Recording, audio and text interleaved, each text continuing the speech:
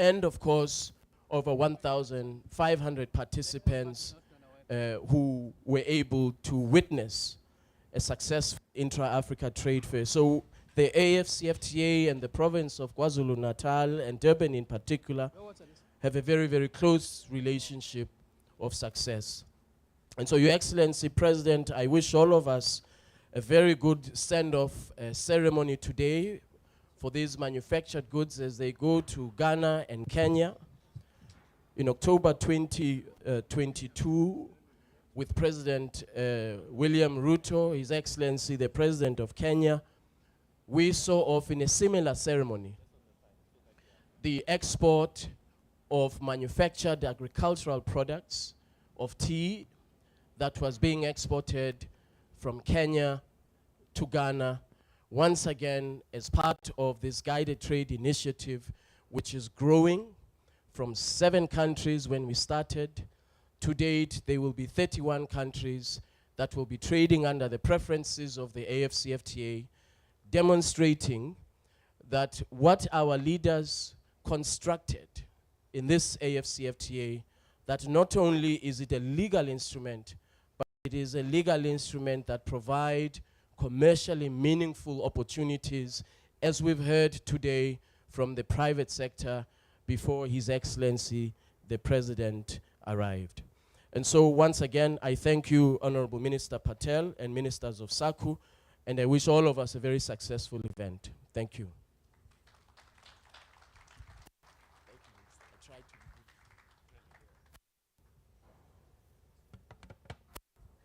Well, thank you very much, Secretary General. We are going to speed up the program a little bit in light of the time pressures that we all have. But I do want to give an opportunity to some African ministers of trade to offer brief messages of support. All of the protocols are observed. I have, on all of your behalf, greeted all the dignitaries. Don't feel the need to greet any of the dignitaries. His Excellency knows that you love him very dearly and that you greet him very strongly. May I then invite Minister Khumalo from Eswatini to come and join us. Eswatini is in the Southern African Customs Union, one of the 5 members and a major exporter of, among others, sugar and many other sweet things. So we want to hear the sweet words. Minister Khumalo.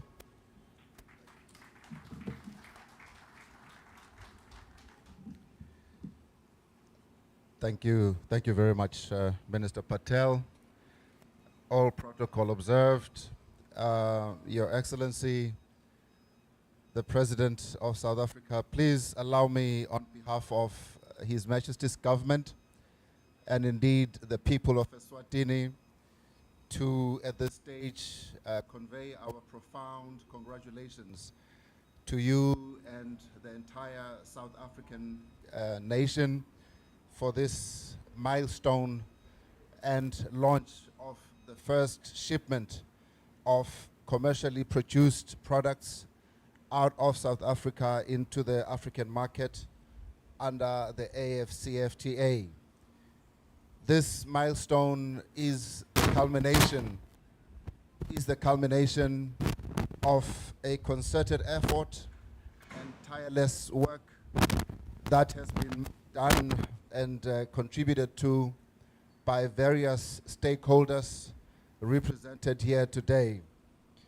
The private sector, as we have heard, has been looking forward to this particular day because it means they are now going to have access, finally, to the African market of 1.3 billion people, as well as a market share of 3.4 trillion US dollars. Your Excellency, as SACU member states, Eswatini amongst them, we really look forward to the full exploitation of this opportunity, and we are also looking forward to industrialization as well as value addition as well as new opportunity for our private sector, big and small. We are very happy to say that since the provisional tariff offer has been gazetted on behalf of all SACU member states, we have started working towards readiness to ship under the AfCFTA. And I can confirm that Eswatini is working hard to ensure that in less than a month from now, we will also be making our first shipment of sugar to other African countries under the AfCFTA, and that is nothing but great news. As I draw to a conclusion, we have worked on an implementation strategy that we call the AfCFTA Implementation Strategy and Action Plan. And under the Guided Trade Initiative, we have coalesced the private sector across all sectors of the economy, and we now are ready to start implementing. And we are looking to see how our MSMEs, how our young people, and how our women in particular can take full advantage of the AfCFTA.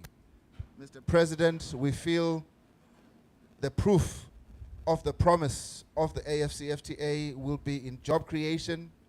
It will be in the economy of our countries improving, and it will also be in Africa truly industrializing. With those remarks, allow me once again to say congratulations to the Republic of South Africa for this milestone. Thank you very much, my dear colleague. It's next my pleasure to invite a dear sister and fellow trade minister, Minister Lucia Ipumbu from Namibia. And you know, you've got to start with some meat before you get to the sweet things. So Namibia prides itself on the best beef this side of the world. And Minister Ipumbu, it's a great pleasure to have you here.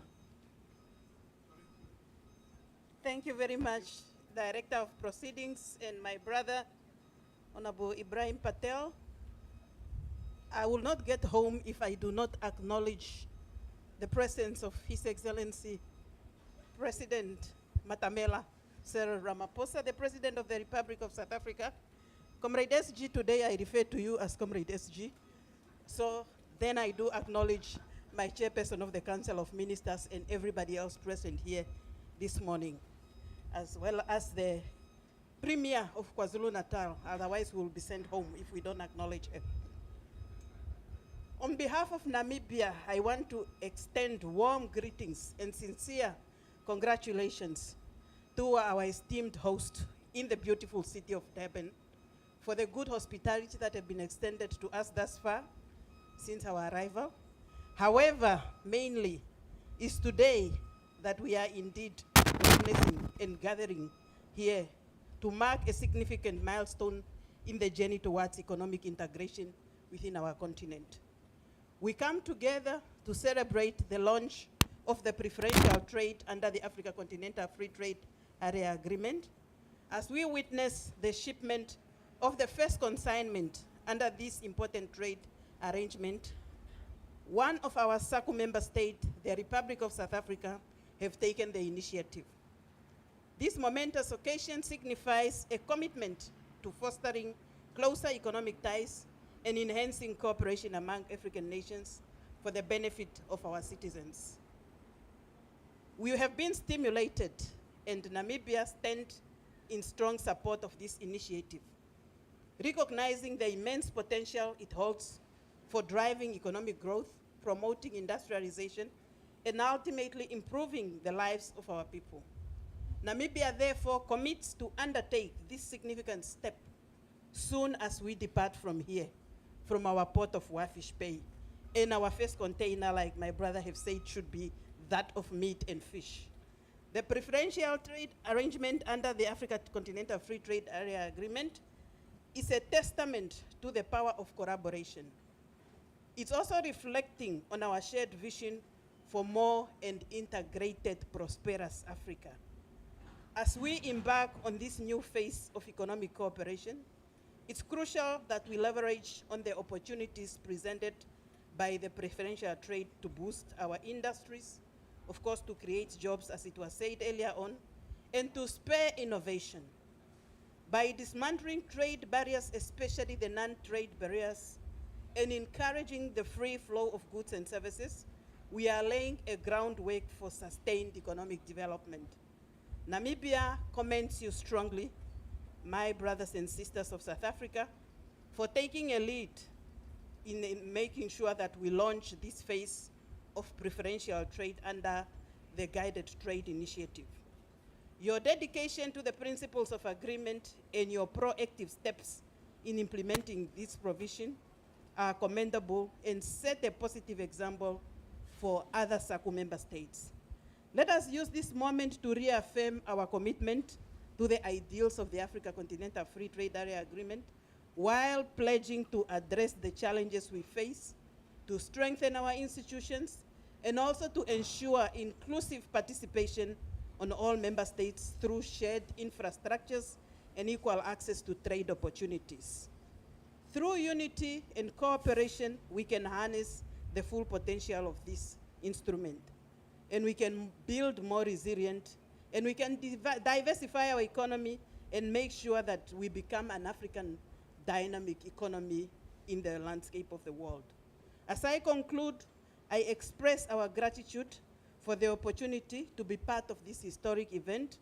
May this launch usher in a new era of economic prosperity, reinforcing the bonds of friendship and cooperation amongst the rest of the African nations. Thank you, and may the journey towards the more integrated Africa be one of the shared success and mutual benefit by all African countries.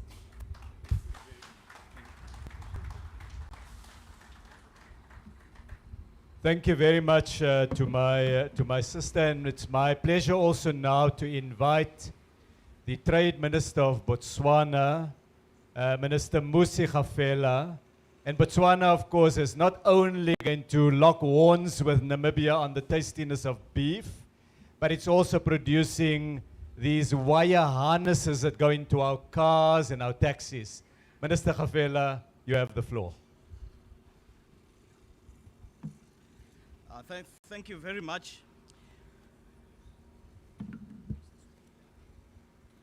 Thank you very much, de facto Master of Ceremony, my colleague, Mr. Ibrahim Patel, for allowing us to dispense with the need to observe protocol in the interest of time. A very good morning to all of you. Dumelang. Sani bonani ekuseni. Huimora. On behalf of His Excellency, the President of the Republic of Botswana, Dr. Mokgweetsi Eric Yabetswe Masisi, let me also take this opportunity to express delight at having been invited to come and take a part in this historic moment, and also to congratulate South Africa in this effort. Not only is this an historic moment for South Africa, but it is so for members of the Southern African Customs Union. We gather here to witness the beginning of preferential trade under the African Continental Free Trade area in our customs union, and this marks a significant milestone in our collective pursuit of economic integrity and prosperity. The AfCFTA provides an opportunity for the continent to enhance its productive capacity and to build robust regional value chains to effectively supply the African market, comprising about 55 countries with an estimation of about 1.3 billion consumers and a combined GDP of around 3.4 trillion US dollars. For SACU, the importance attached to the AfCFTA cannot be overemphasized. The AfCFTA will enable the SACU region and the continent at large to deepen integration, to move, or a move that is in line with the SACU's own objectives. And for this reason, SACU has placed the implementation of the AfCFTA amongst its top priorities. All our 5 member states have ratified the AfCFTA, thus cementing our commitment to participate in the continental free trade regime. If I bring it closer to home, the agreement provides, when I say home, I mean Botswana, it provides a wider access for Botswana's exports, facilitates access to imports and raw materials needed for production, and it provides consumers with a wide choice of products at competitive prices. Furthermore, the AfCFTA provides the business community with access to new and dynamic growing economies in the continent, which include Nigeria, Egypt, Kenya, and Rwanda, amongst others, and thus reduce reliance on traditional markets. The agreement also provides a platform for small, medium, and micro enterprises to integrate into the regional economy, as well as accelerate women and youth empowerment. Improving women's access to trade opportunities not only facilitates economic freedom for women, but it also expands the productive capacity of our country. We must use the AfCFTA to advance the empowerment of women and our youth. Ladies and gentlemen, to facilitate the implementation of the agreement, Botswana, we have joined the 33 other states parties to take part in a platform introduced by the AfCFTA Secretariat, ably led by the Secretary General, the Guided Trade Initiative. The Guided Trade Initiative is intended to fast-track trade under the AfCFTA. It provides networking and connection between buyers and sellers from the continent to ensure that actual trade between countries does take place. It also identifies export-ready companies and hence holds them to churn the aspiration to trade into actual movement of goods.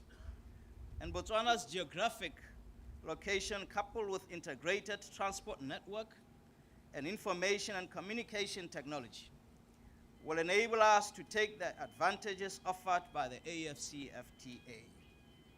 The Kazungula Bridge, which has been constructed between Botswana and Zambia over the Zambezi River, provides a one-stop border facility or service which will provide the necessary trade connection route between the southern central parts of Africa and the northern parts. With an astonishing market size of over 1.3 billion persons in the continent, it is incumbent upon the private sector to seize and capitalize on the opportunities to grow their business through regional value chains and cross-border trade. I would therefore urge the private sector to take advantage of the opportunities offered by the AfCFTA, for without the participation of the private sector, all these efforts will become meaningless. As I draw to conclusion, the premier cargo and container port, you have indeed made the Southern African Customs Union proud. May this mark the beginning of a new era of prosperity, collaboration for Botswana, South Africa, and the entire African continent. Ladies and gentlemen, greatness is on the horizon, nothing but greatness. I thank you for your kind attention. Nelwangi Pula. Well, thank you very much. Thank you very much to my dear colleague. And it's next my pleasure. We've now spoken about the exporting countries from SACU, but we export to other neighbors and we buy from neighbors. And one of the countries we're exporting to today, in a ship that is 3 kilometers in the same port, is a ship that will go to Kenya. So it is my pleasure then to invite my dear colleague, Minister Rebecca Miano, the Trade Minister of Kenya, to come and address us. You are very welcome.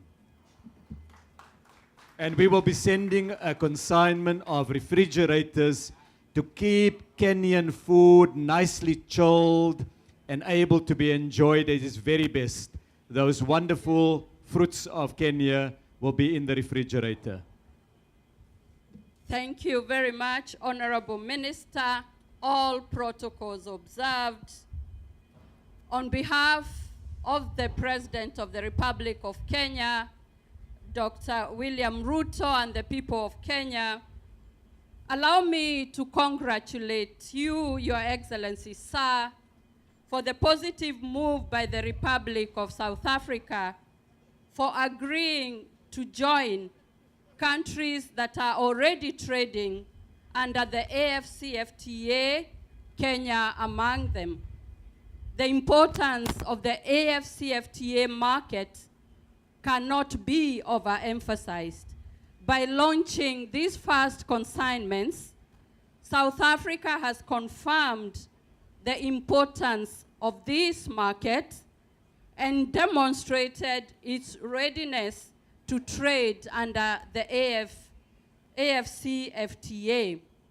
It is also an indication that South Africa is ready to receive imports from the AfCFTA countries whose tariff offers have been finalized and adopted by the AU Assembly.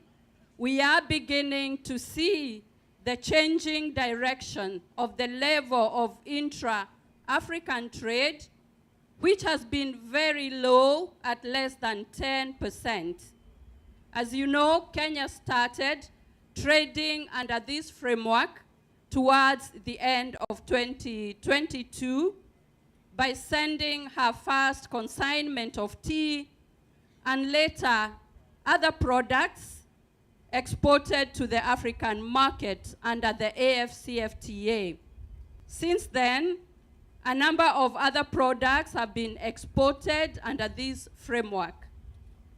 These countries have demonstrated that they are open, they have an open market for each other, for various products they produce, and therefore ready to trade. In the coming weeks, Kenya will also be flagging off its consignments to South Africa, which will include tea, coffee, and other products that are in demand, in great demand in this country.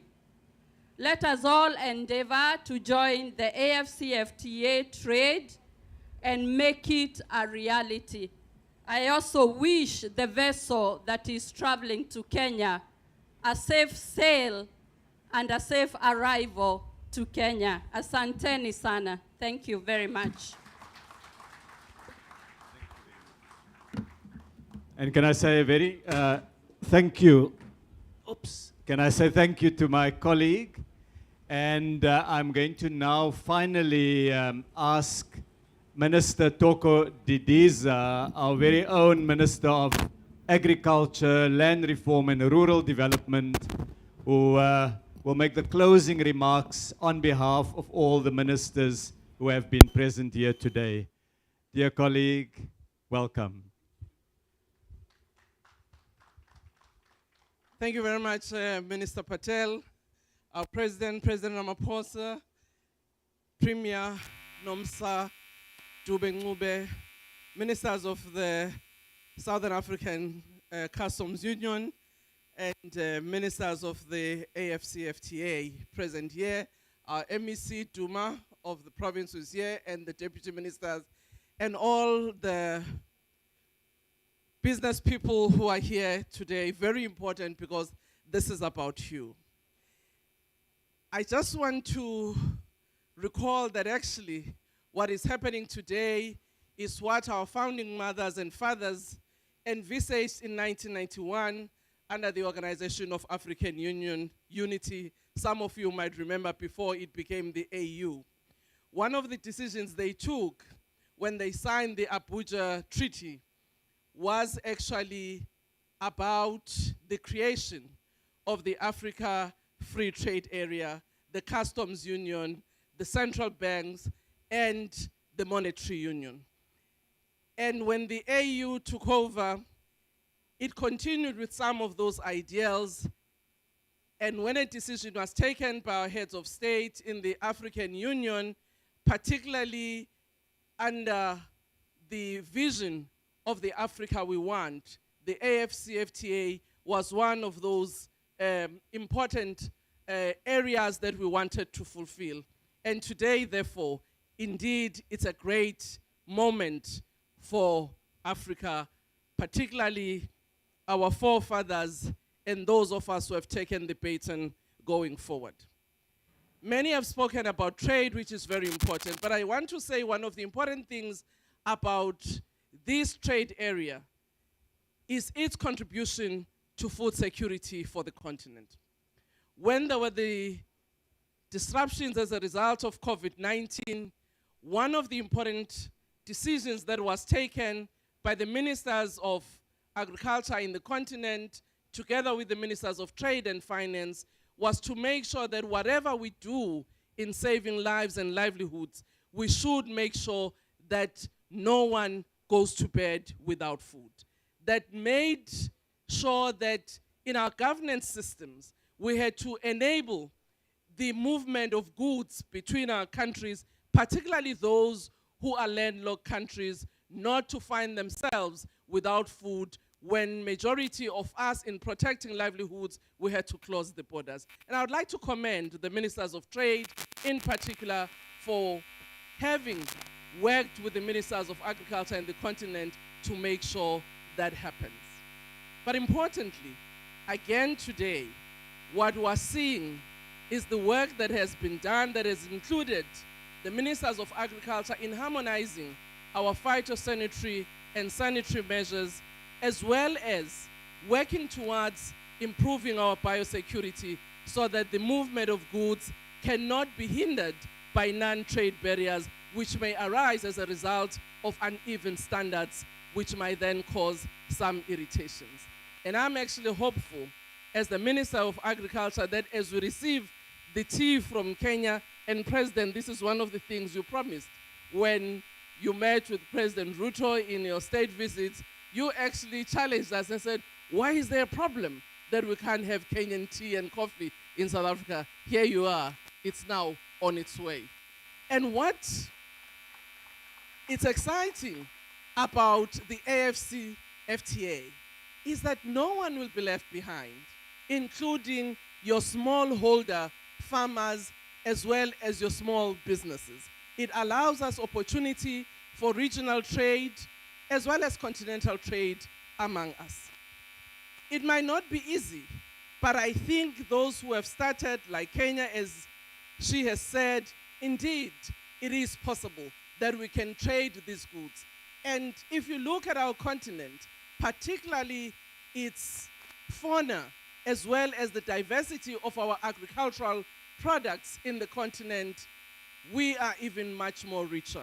So that exchange will enable us to grow our agricultural economies in particular, but also to contribute to industrialization. Minister Patel, you know that without some of the agricultural produce, you can't do anything in some of your industrial goods. So we're a very important sector. And you don't take us very small, eh?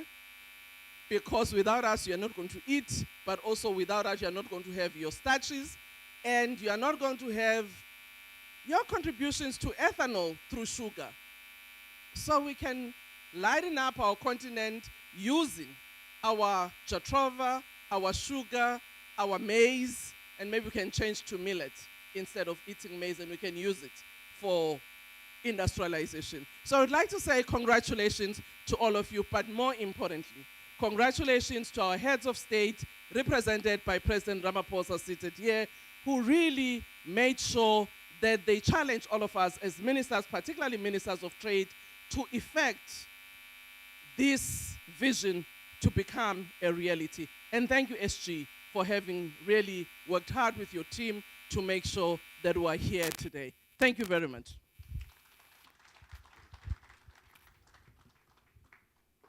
Well, I'd like to thank Minister Didiza for those remarks. I should also say that we are missing today a dear colleague, Minister Shelile from Lesotho.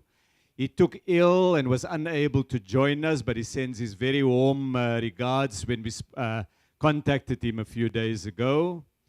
The message from all of this is Kenyan tea in the morning and rooibos tea in the evening.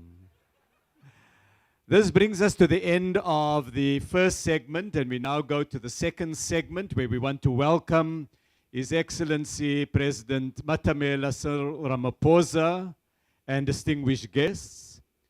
Welcome, Mr. President, to the port of Durban, here in the land of King Shaka, who forged the Zulu nation from a group of separate peoples, of John Dube, who led the formation of the African National Congress to unite the African people of this country, of Albert Luthuli, Chief Luthuli, of the first Nobel Peace winner coming from South Africa. There are defining moments in history. Some are noisy, some are quiet. African countries are mainly trading with the outside world through selling rocks and oil or raw materials and importing finished goods and capital goods. This has left us poor, it's left us vulnerable, it's left us dependent. Today represents the moment when we pivot away from that model to trading with neighbors, to trading with food, with manufactured products, with services, with digital products. It's a tectonic moment, Mr. President. It shifts the landscape. I want to quote from one of Africa's indigenous languages, Swahili. Milima haikutani, binadamu hukutana. Mountains don't meet, but people meet. Mr. President, Africa is taking its destiny in its own hands with the start of trade under the AfCFTA. And we need to do it. Africa represents 17% of the world's population, but account for only 3% of global GDP and 1% of global output of manufactured products like steel, like automobiles. But therein lies an opportunity to drive more economic activity to the well-being of our people. Mr. President, we have organized a formal ceremony that was preceded by speeches, some of which you were able to follow. But we also had 3 exporters who addressed us, ranging from grinding media to refrigerators and food. We have the attendance of a number of dignitaries here. The Premier of KZN, members of the South African Cabinet and Deputy Ministers, Professor Benedict Urama, the head of Afrixim Bank, business leaders from BUSA, the Black Business Council, and a number of private sector firms. The chair of Transnet Board, Andile Sankru, and CEO Michelle Phillips. Directors generals and heads of agencies all have assembled here, and in another room nearby, Mr. President, that has taken the overflow of people we could not accommodate here. Following your address, Excellency, we will ask you to open the launch ceremony with 4 actions. First, a short tour by the President and African trade ministers to an exhibition of 18 companies here on our left, displaying goods that will be shipped to other parts of the continent today and during February. They include many products, and we will highlight it as we walk through it, ranging from foods to safety boots to steel products to electricity boards and others.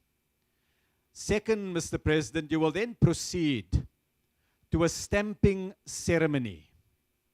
Minister Gordon, who is responsible for Transnet, will accompany the acting CEO, Michelle Phillips, as well as the KZN head of the South African Revenue Service, Dan Zulu, carrying a certificate of export, complying with the rules of origin, and they will present it officially to the President.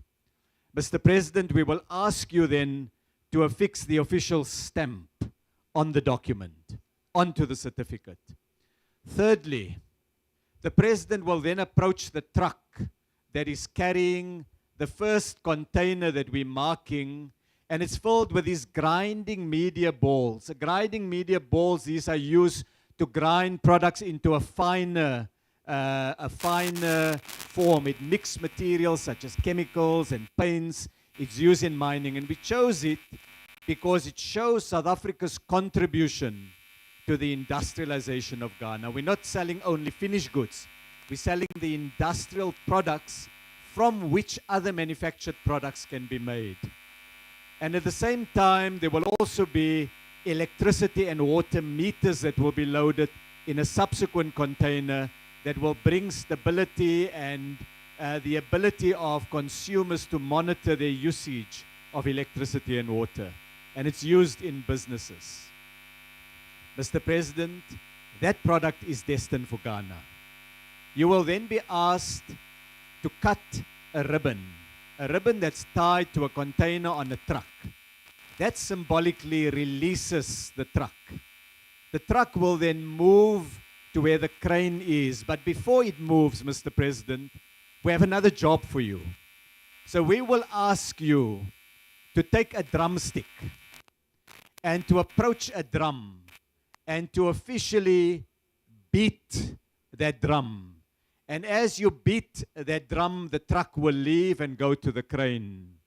And from there, the crane will come down and will take the container, and Michelle will take us through the process of getting that container onto the ship. I've already, and once the container's on the vessel, the show is on the road, or should I say, it's on the sea.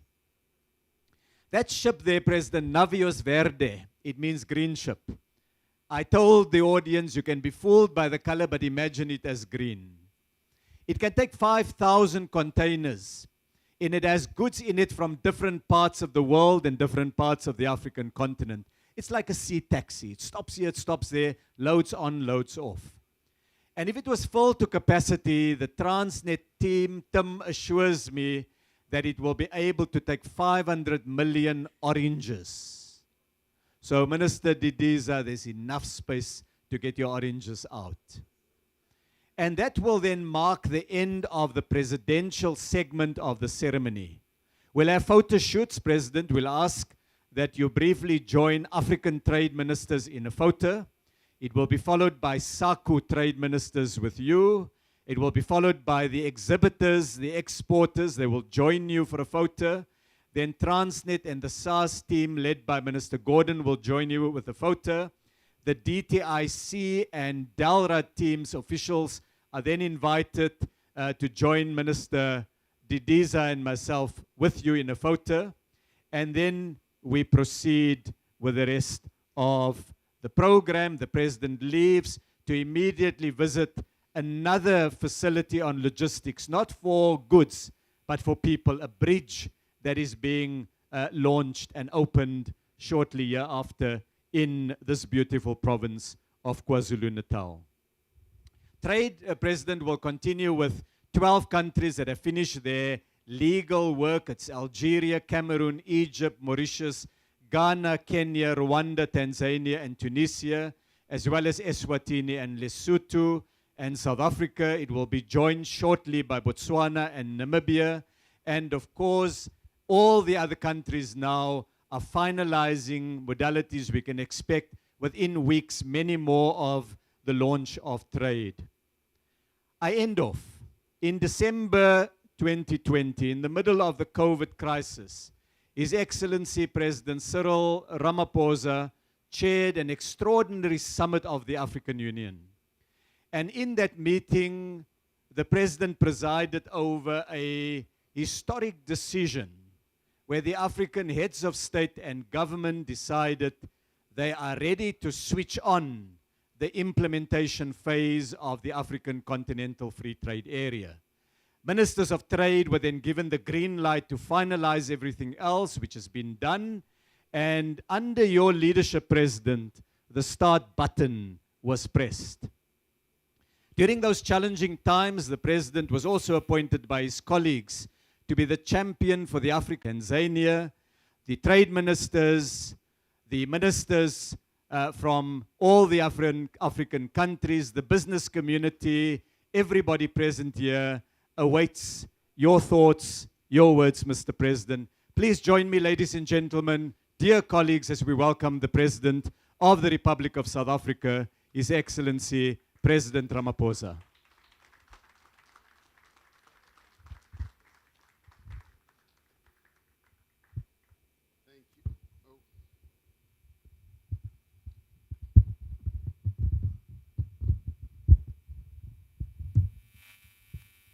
Thank you, Minister Patel.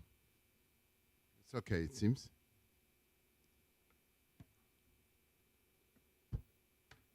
I'm tempted to stand on all the protocol that has already been outlined here, but want to be proper and recognize the Premier of our province here in KZN and the MECs that she works with. I saw Minister MEC Mtolo, Siboniso Duma, and I also saw a number of other MECs. But I also especially want to recognize ministers who work with Minister Patel in the South African cabinet. I want to recognize ministers who have come from far and afield to be part of this ceremony.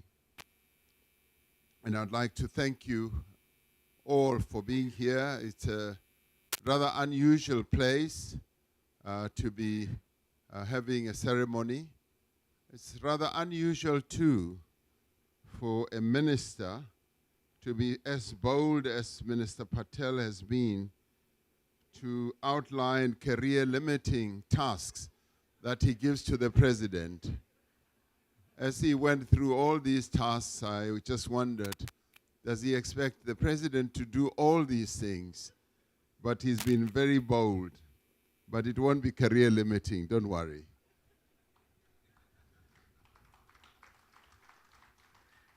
It's also wonderful to see business leaders who are here. I heard you say business leaders from various associations in our country, Black Business Council, BUSA, and many others. Today we witness a historic moment in Africa's economic destiny. And as I listened, Minister Patel, to the products that we are going to be shipping and buying amongst ourselves, it took me down history to understand how momentous other moments were. Right at the beginning somehow, a rather sad one, where slavery was at its height, and slavery really revolved around certain goods, less so services. The services were labor, I guess, but certain goods that were being eked out of various locales in the world, where people were being exported from our own continent to other continents in the world to go and sweat and even die in the sugar plantations, to go and make tea and coffee in other lands. And these are products that we today are going to be trading with each other on. It's a funny world where today, as we take our own industrialization and our trading to a new level, we begin to trade amongst ourselves with the very, very products that were used to enslave us. It is a poignant moment for me, and to understand how momentous this was, an author who wrote quite extensively about slavery writes about a particular moment as they began struggling against slavery. And he says, to understand how momentous was this beginning, the beginning of the struggle against slavery, we must picture a world in which the vast majority of people are prisoners, most of them known no other way of life. They are not free to live or go where they want to. They plant sugar, tea, coffee. They cultivate it, they harvest it, and they plant many other of the earth's major crops. They earn no money from their labor. Their work often lasts 12 to 14, up to 18 hours a day. Many are subject to cruel whippings or other punishments if they do not work hard enough. They die young. They are not chained or bound, or they are bound most of the time, but they are in bondage, part of a global economy based on forced slave labor. Such a world would, of course, be unthinkable today. I refer to Adam Hochschild's quotation from his book where he writes about bearing the chains of slavery. And I guess in many ways today, that is also in part what we are seeking to do here.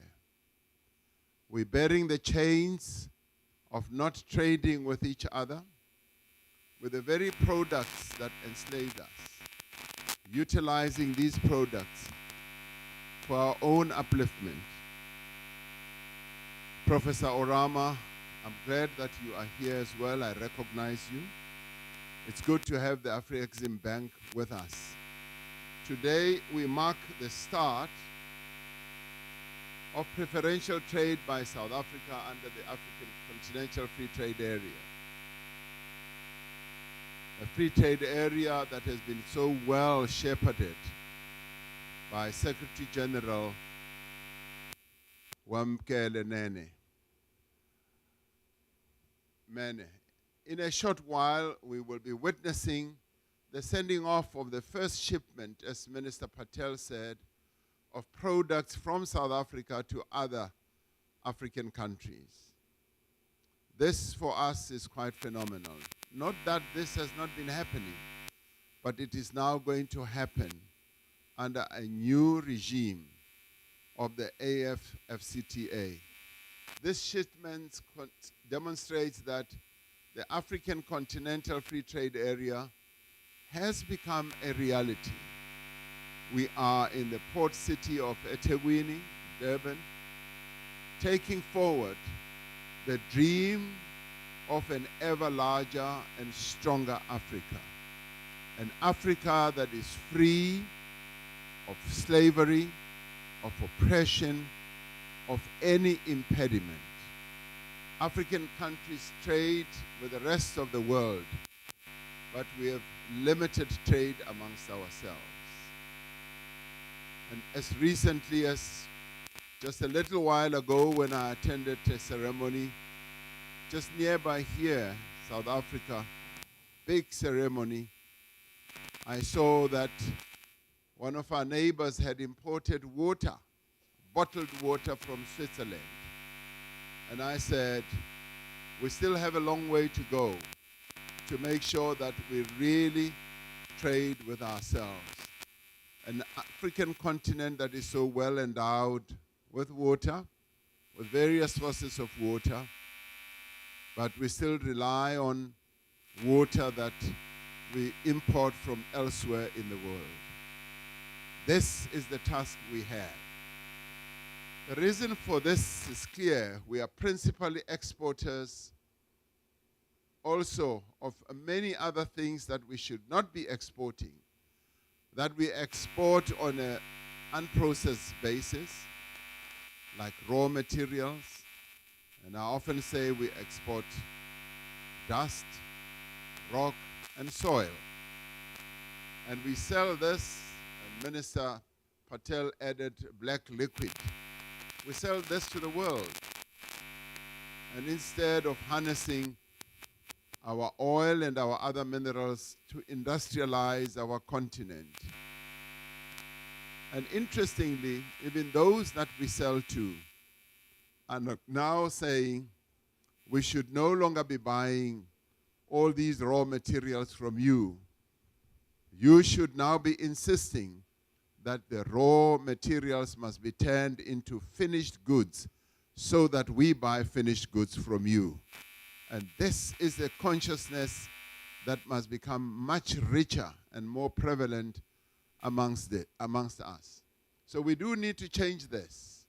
The young people on our continent are calling for this change, and all of us must start propagating this message. Over the last few years, our trade ministers have been really busy finalizing the rules of origin of what constitutes an African product. And for the life of me, I never really thought that this was an involved task. And it was only one time when sitting with Minister Patel and he took me through the full list, many, many products. And they have done well to finalize what I would say is 92% of the products that nations trade with each other.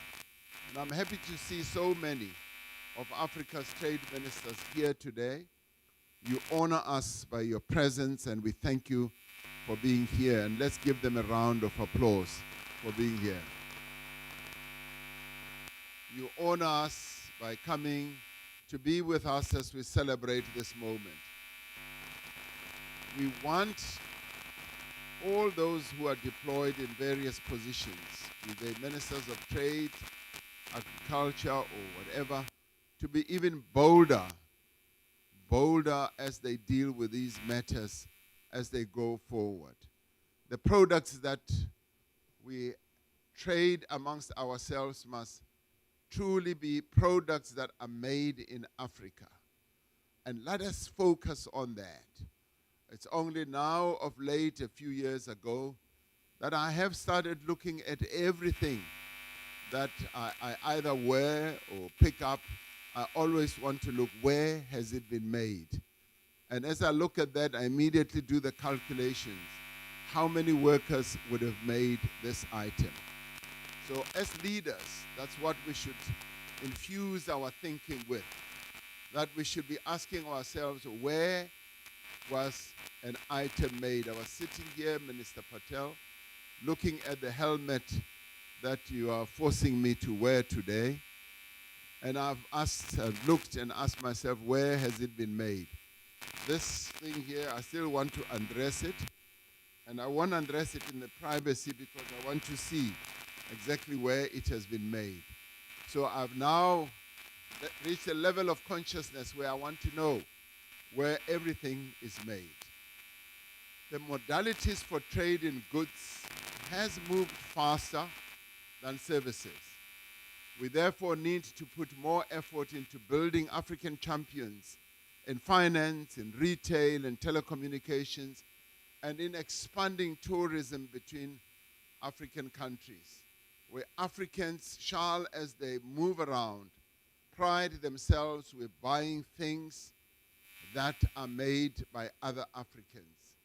This is the only way in which our economies can be able to grow faster and sustainably. China is where it is, number 2 in the world today, economically. That growth was much more, that positioning rather, was much more driven by a reliance on their own market, on their own consumers, on the things that they make themselves. Yes, they've been the factory of the world, but more and more, Chinese are now buying their own goods, their own homemade goods.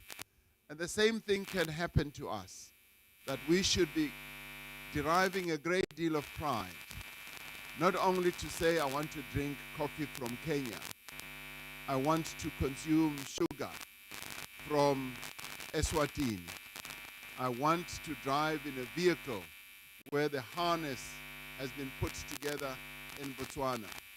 So the African Continental Free Trade Area creates the world's largest free trade area by number of countries and has the potential to bring transformative change and tremendous opportunities to African economies and businesses. The implementation of the AfCFTA will accelerate the development of regional and local value chains, offering investors access to a population of 1.7 billion in a few years, because we are a fast, in terms of population, growing continent with a huge GDP. Industrial development is core to Africa's integration. It builds Africa's productive capacities, and it adds greater value to other products and diversifies trade beyond the traditional commodities. We have already seen the potential of greater cross-border collaboration.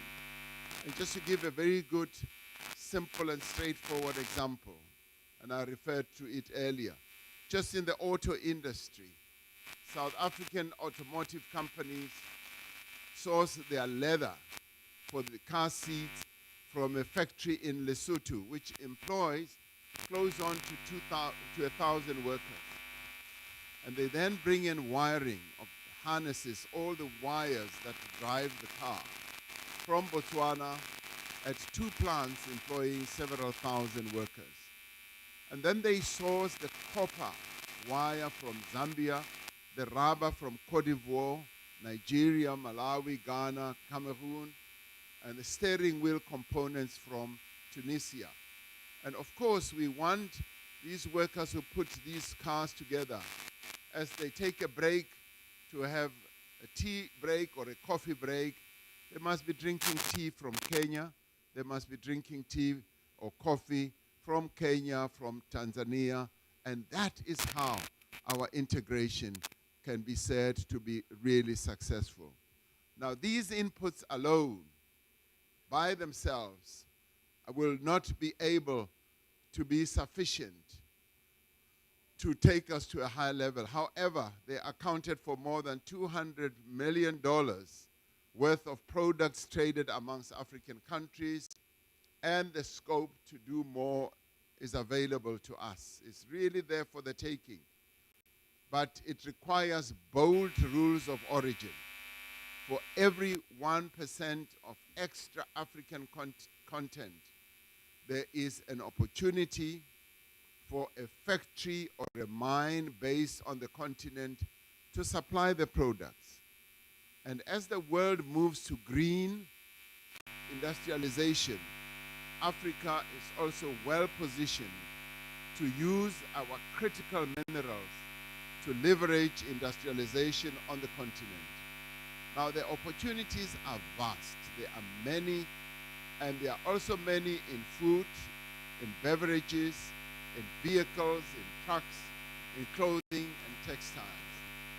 We have the capacity to produce more of our own pharmaceutical products and medical equipment. We had the Secretary General of the AfCFTA talking about this. Investment can flow to the production of chemicals, machinery and equipment, household goods, and many, many, many more.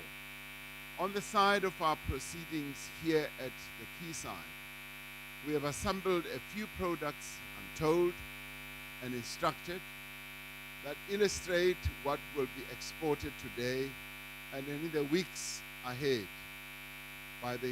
Beyond the industrialization of which I have spoken, this continental market can indeed help us promote agricultural development and food security for our continent. Through our work, we can ensure that young people and women-owned firms are active in export markets. The protocol on women and youth in trade will also help ensure that the African Continental Free Trade Area does indeed contribute to inclusive growth as well as development. Now, as Africans, we have a very unique opportunity to lift millions of people out of poverty by empowering the women of our continent as well as young people, and to change the continent's business environment. This is one of the greatest opportunities that Africa has, an opportunity that we have under our own control, that is not fueled by colonialists, that is not fueled by oppressors, but that is fueled by our own ambition. The levels of intra-Africa trade have been growing in recent years, but they remain small by global standards, and we need to upgrade them.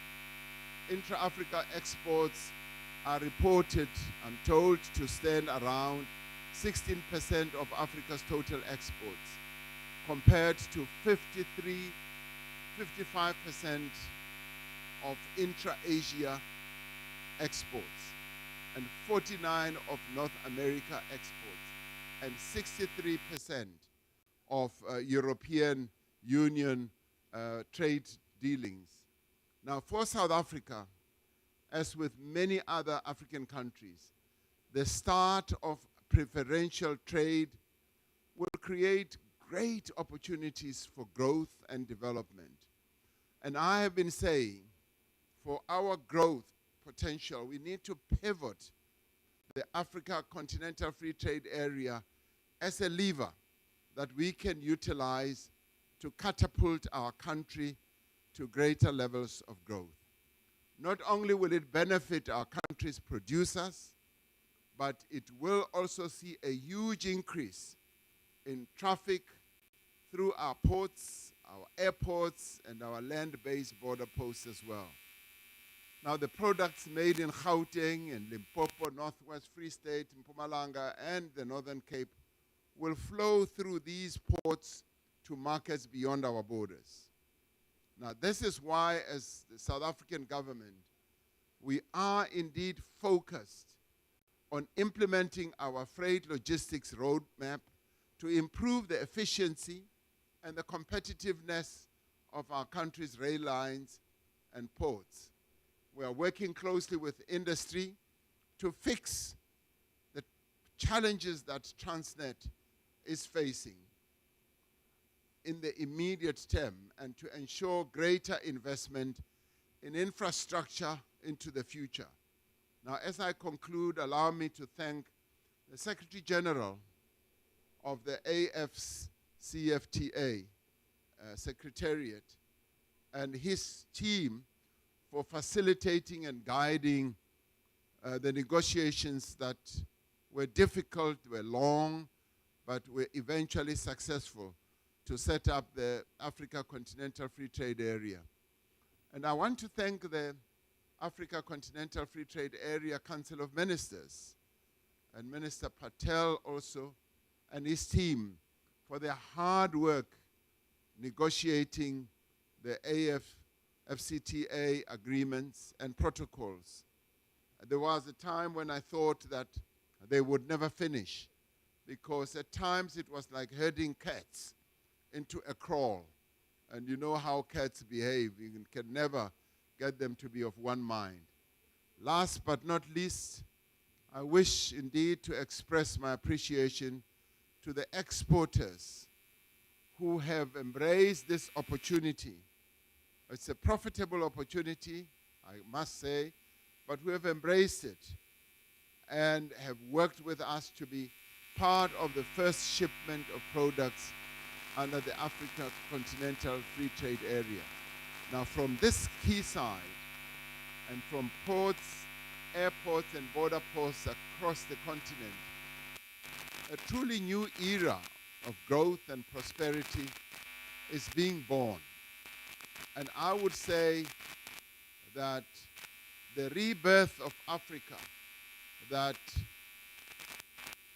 Pixley Isaac Akaseme spoke about at Columbia University years ago is what we could say is now emerging. This will represent the rebirth of our continent. in the end, a great future awaits our continent and its people. And trade is what we need to now unleash to make sure that that future comes closer to us. So I thank you very much. For me, with all the tasks that I've been given, I will do them with a great deal of joy and alacrity without threatening anyone to be doing something that's career limiting. Thank you very much.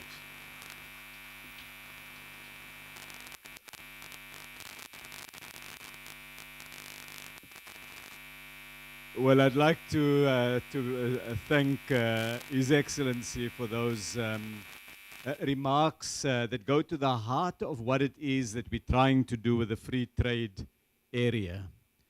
President, you sprung a question on us and you said you hope that the hard hats are locally made and that you asked where they were made. So as you spoke, the messages were coming through WhatsApp from my team, and they assure me that the jackets that are yellow and orange are locally made.